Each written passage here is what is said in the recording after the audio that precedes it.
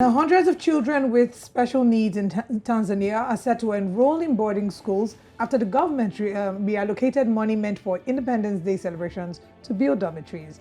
Some $445,000 have been set aside for Friday's 61st Independence Day festivities, but that will now be spent on improving schools.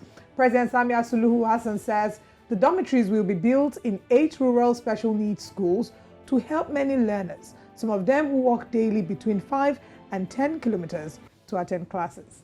Salgi had a smile whilst reading this story because it's such a wonderful and warm way to prioritize what is important. Whilst not disrespecting or disregarding the fact that Independence Day celebrations around the continent are very important because it shows the beginning of the country's autonomy or independence, right? There are other things that matter. The money that is spent in planning these independence ceremonies, march past, people who are flown in, hotels, accommodations, cost traffic. I just think this is a very laudable achievement. And that's what happens when you put a woman in the sphere of leadership.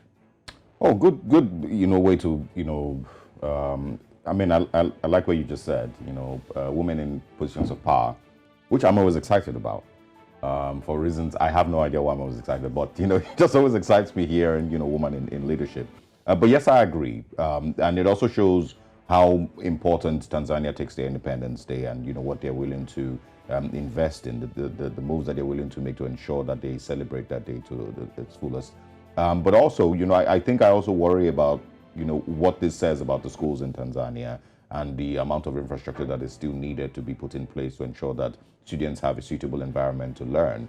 And also, why did students need to walk that far to get to school or to get, from the school to the independence ground? So it just raises a lot of questions also that need to be answered with regards the level of infrastructure in Tanzania's education sector. But it's I think it's a really, really good move, and I would celebrate President Suluhu, I think that's the pronunciation of the name, for this. Well, we need to see more women in positions of leadership and power, because when you put a woman at the helm of affairs, that's what you expect.